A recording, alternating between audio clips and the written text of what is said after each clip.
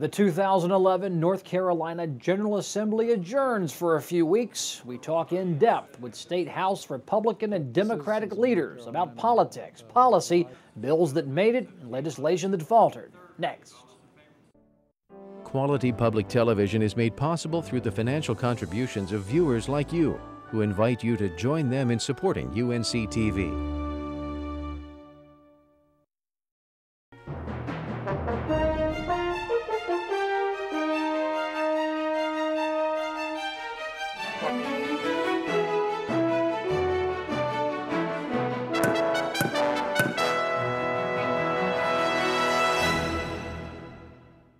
Hello, I'm Kelly McCullen. This week we are holding in-depth conversations with the North Carolina House and Senate Republican and Democratic leaders. We're here with North Carolina House Speaker Tom Tillis. How would you assess the tone down here now I'll say between you and the governor, because you've each called the other out? Well, it's like I said the other day, I think we're looking at the same facts, drawing different conclusions. I think the governor will probably stand corrected as the tax decreases are put into place and as the school systems get back into order. She'll stand corrected in that all that we've really done is help economic recovery and not do harm to education and other areas of the budget. How did you work with her team? Did you work with them often? Did you call every week? Did you have coffee or breakfast? I mean, other than, because we see the press conferences and. Well, we had. There were 4 or 5 occasions where we either had breakfast or meetings with the governor over the course of the past couple of months. There were weekly discussions between our staff. The governor's staff is almost always in the committee meetings, and there have been a couple of phone calls along the way. I will also say that the Democrat members who voted with us also had meetings with the governor, also tried to work with her. So to say that she wasn't engaged, I think, is disingenuous and defies the facts. Looking at your agenda overall for 2011, you said focus on jobs, jobs, jobs. Did you focus on jobs, jobs, jobs, or jobs, jobs, and something else? Well, we've got a budget that has a $1.3 billion tax decrease and has a tax credit for active income for small businesses. We did tort reform, general tort reform, medical malpractice reform, workers' compensation reform. We did forced combined reporting, which is one of the most significant changes for corporate tax reporting. People have talked about it for years. We've got it done. I think you will be hard-pressed to find anyone in the business community to say that we took one of the biggest steps for a job-friendly environment and a job-friendly agenda in decades.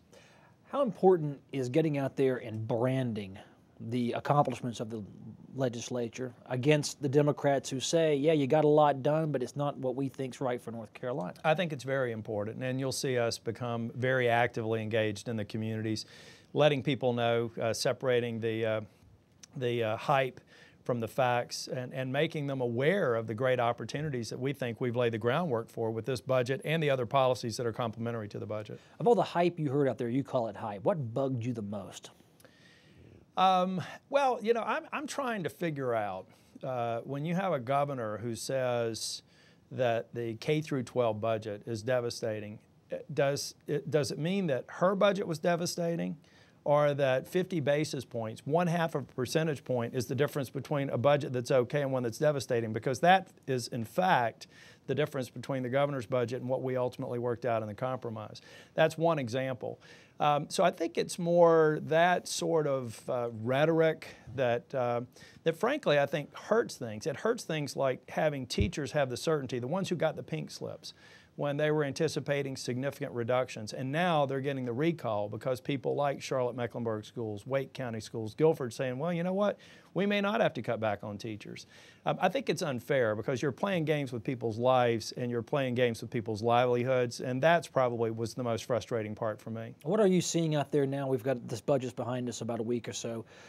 In terms of the actual effects of it kicking in, there was preemptive firings. Are you seeing it? You should say some cities are reverting. Absolutely. You're already seeing, you saw the school superintendent here in Wake County recently talk about how there will probably be minimal impacts. We had similar reports about a week ago at Charlotte-Mecklenburg, and we're hearing them across the state, and we're going to monitor that. We've heard what the estimates were before. And on opening day in school systems, we will have a comparison between what occurred this year and last year. And I think what you're going to find out is that's really when the arguments about the devastating consequences of this budget are going to be blown up.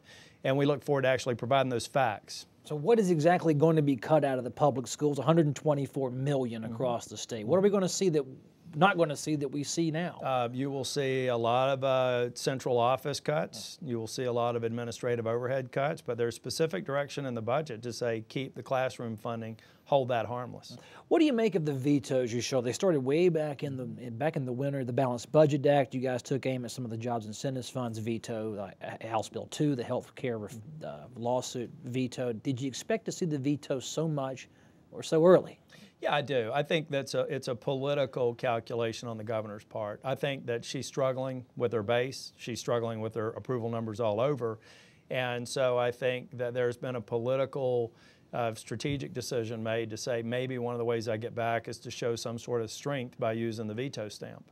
How do you know when you get a veto and a bill comes back? Some you don't fight for. H2, you said come to work Democrats will override it. But the budget bill, you found 5 Democrats. Right. When do you know when to let one veto lie and just leave it alone versus forge ahead with the idea you have on the table, no compromise? I think it comes back to the what I've said all along. We have to absolutely have the capacity available to advance our jobs and economic recovery strategy. To the extent that we can do that and move other elements of our agenda and move initiatives to override vetoes, we will, but we will never take our eye off of that ball. The budget was critical. The budget gave certainties to towns and counties and people operating in the state, so we had to go all in for that, and quite honestly, we've been planning that since February. With the party of 5, those 5 House Democrats, did you go seeking the override number or did they come to you? No, because it was built into the process. I mean, people were wondering at what point did you engage them, and we said around January, February. They've been involved in the budget planning process. They played prominent roles in the subcommittee work. They had a certain amount of ownership in the budget when they voted for it to begin with. And so it was a logical thing for them to become a part of the compromise process and lead the way. And that's when I will tell you that the governor had engagement with those very courageous Democrat members who voted with us. We tried to get common ground. Some of what was in that final budget was influenced by the governor's position on the budget, and they tried to do their best to bridge the gap, and the governor would not meet us halfway. Now, as you look at them going into 2012, do you feel that they enhanced their positions in their home counties, even though they're conservative Democrats, or do you think they've drawn a primary challenge out of drawn anger, I would say, from the left? Well, I think that there will be some people who will, because they worked on a bipartisan basis, the more partisan Democrats will probably use that as a pretext for a primary challenge. I think when you look at their record and you look at what they did to cut taxes and fund education, they've got a fantastic story to tell back in their districts. How many crossover Democratic votes does it take on a Republican bill that you call it truly bipartisan? 5 votes? Obviously, you've claimed that as a bipartisan victory. But I think so. I mean, I'll tell you how it works. I mean, some people go, yeah, right. The minimum necessary to override a veto.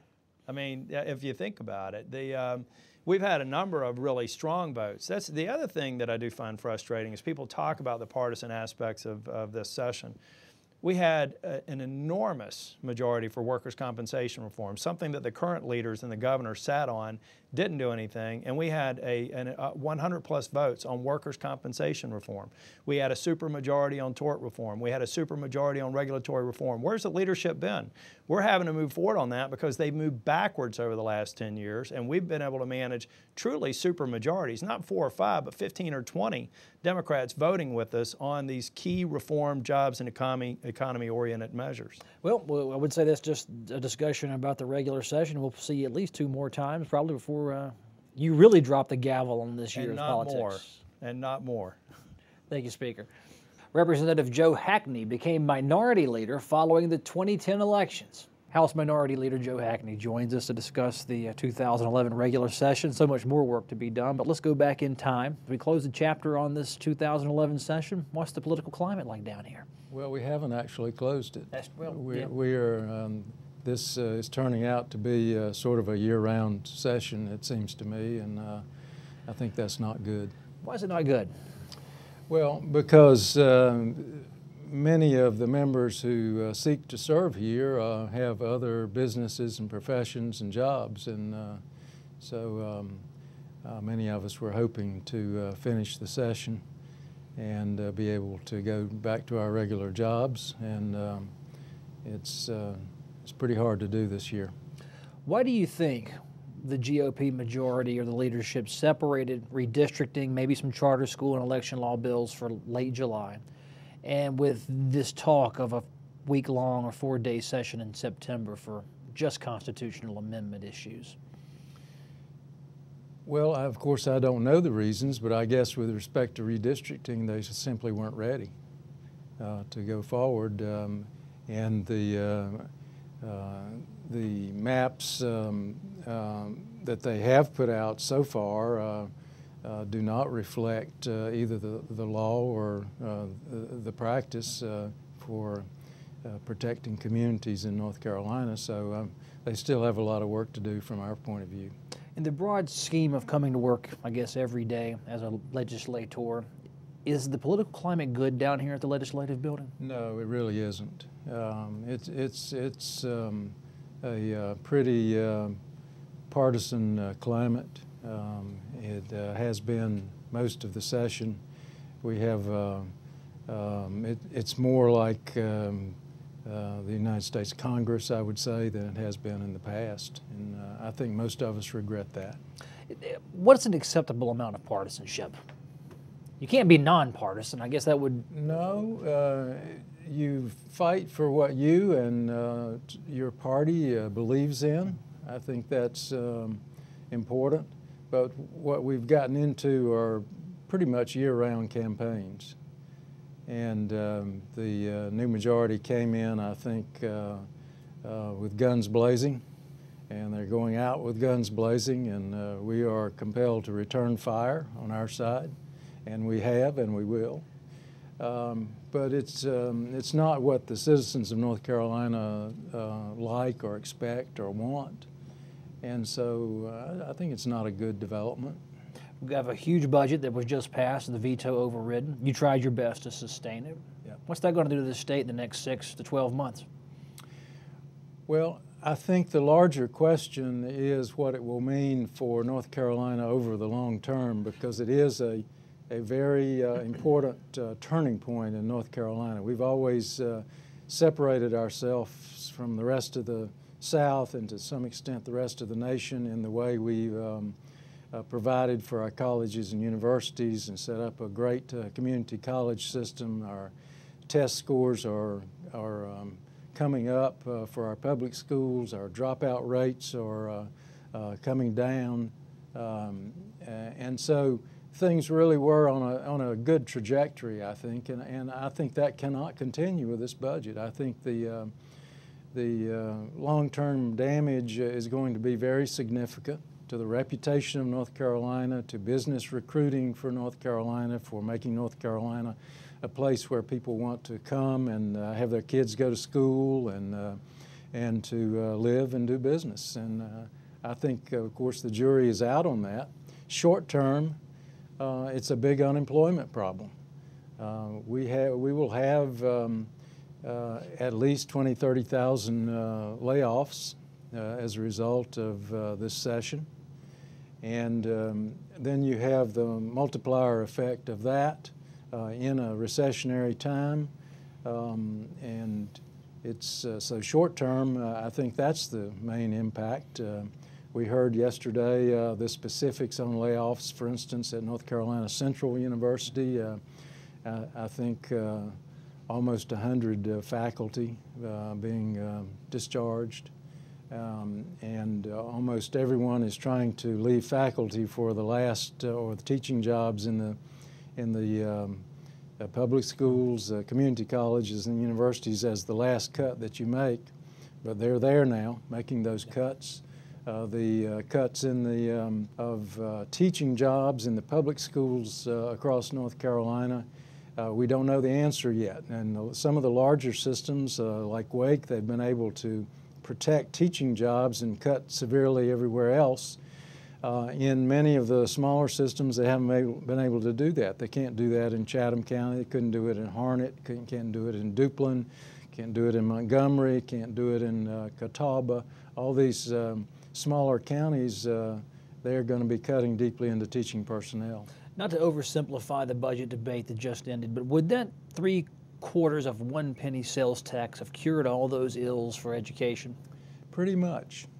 Pretty much. Certainly the one continuation of the 1 cent, you figure the cuts in education over and above last year were, what, $1.2 billion in that range, and that's about what the tax would bring in. So it would have prevented the loss of the teaching personnel in the public schools, the faculty losses in the university, which are going to be very significant across the system. It would have staved off some of the environment cuts, job cuts, and we could have kept on going, I think, and been better prepared to come out of this recession. The Republicans say there was no way they were going to compromise on a sales tax, and that's what helped get them elected. It was very important to them. Could you have seen this budget be sliced any other way that would have preserved the expiration of the sales tax while funding the priorities of education, and you've mentioned environment, by cutting heavily in other places? Well, I think things would have been made much better with a portion of the tax money kept, which would have represented a compromise position. By their insisting on the expiration of both the temporary taxes in total, they have made the cuts much, much more severe and have done long-term damage to North Carolina.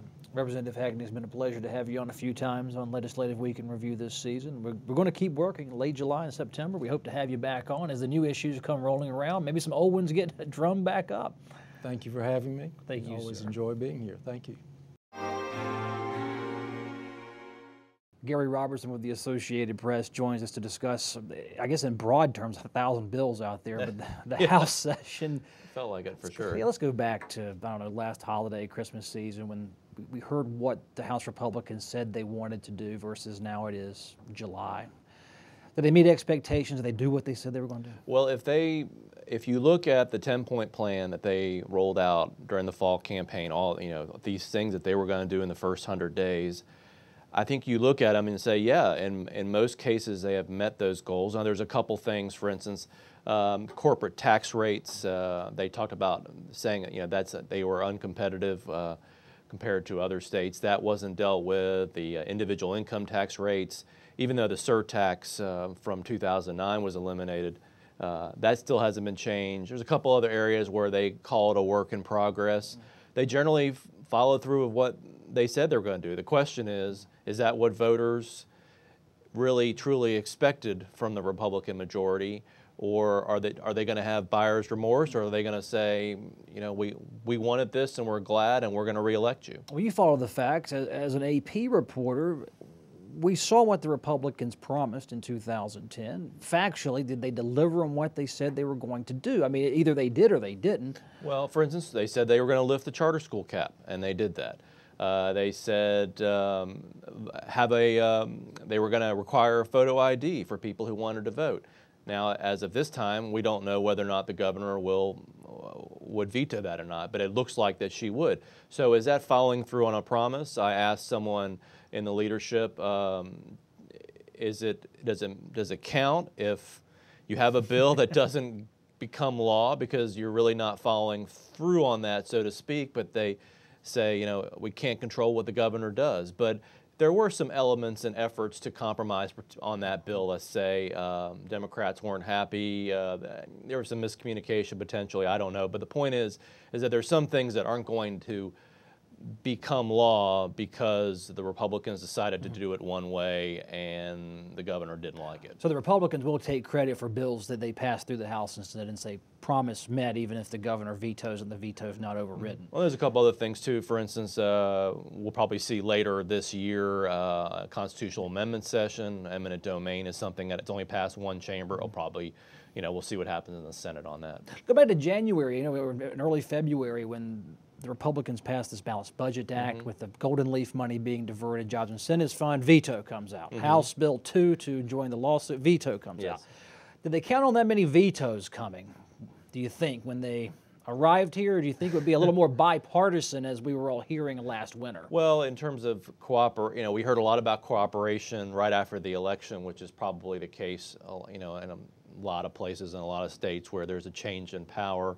I'm sure they believed there was going to be more vetoes than usual. It was more a question of how often she would use that stamp. And I think with the health care reform overhaul challenge, it was more of a question of, it was something that, that nationally Democrats support the overhaul itself and Republicans don't. So that wasn't surprising. I think it'll be interesting to see during the coming weeks, as more bills go to her desk where she has to resolve some more of these bills, how many more vetoes there will be.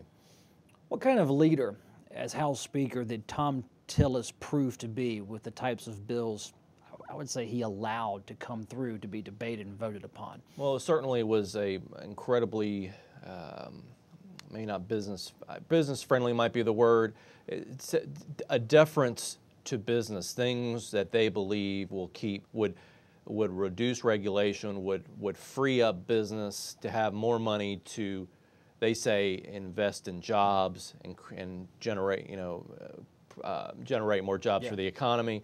But the other side would say, no, this is all about, fattening the pockets of corporations and people who potentially may have given to the campaigns of the Republicans. But he did allow some social legislation to come up, some abortion restrictions that are now, as of this time, on the governor's desk. And we should see, probably we'll see, something to do with gay marriage in the August session. He was very business oriented, very talking in news conferences using the speak of his former life as an IBM consultant. Think it's purposeful they push social legislation off to this regular session? Well, I mean, there's still some. Again, there were some. There were a few bills. And for instance, there was also an E-Verify bill relating to making sure that the people who you're hiring are actually in the country lawfully.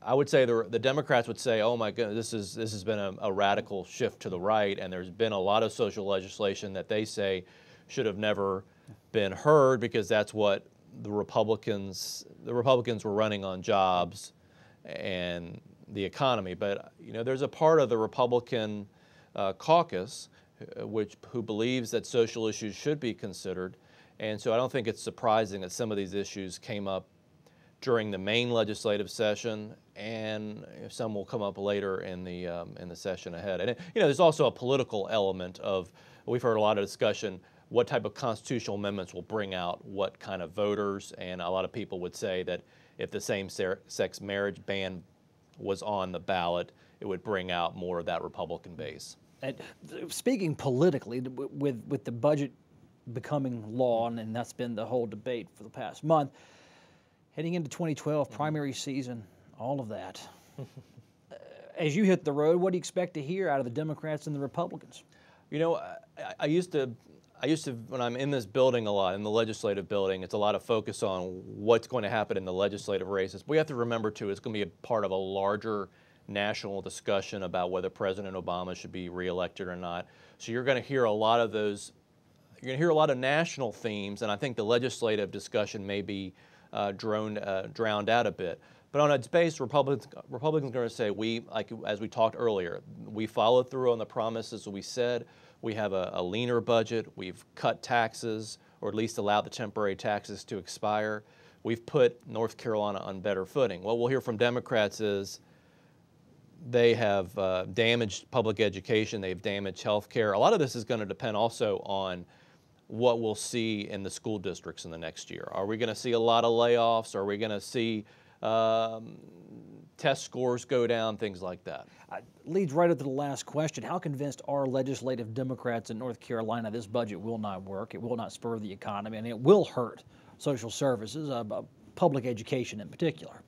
Well, I mean, I can't speak what they're really thinking, but you know, the Democrats I've talked to are insistent that this is a path, this is a diverted path. We were going down a particular path for 20, 30, or 40 years, generally under Democratic leadership, to spend more on education or to focus on areas where we have failed as a state, for instance, preschool, just reading and math scores, and they say the Republicans are moving us in a different direction or even backwards. And so, again, I think it's all going to come down to how is both sides going to be able to take what happens in the school districts and spin it to their advantage. You think that's going to be a huge issue in 2012 in the state? Well, because public education always is. It's a big issue, and it's what every governor runs on. We also, you know, there's going to be a re-election campaign where the governor is going to say, you know, I'm an education governor, and the Republicans turn their back on it, and the Republican candidate will have to say otherwise. Gary, it's been great having you on this season. Hope you'll continue appearing here with us here on UNC-TV, whether it's Leg Week, North Carolina Now. We'll be following state politics for quite a few months to come. Great. Thank you for having me. Next week, we'll speak with the Senate Republican and Democratic leadership about the 2011 legislative session. That's our show for this week. We'll see you next time.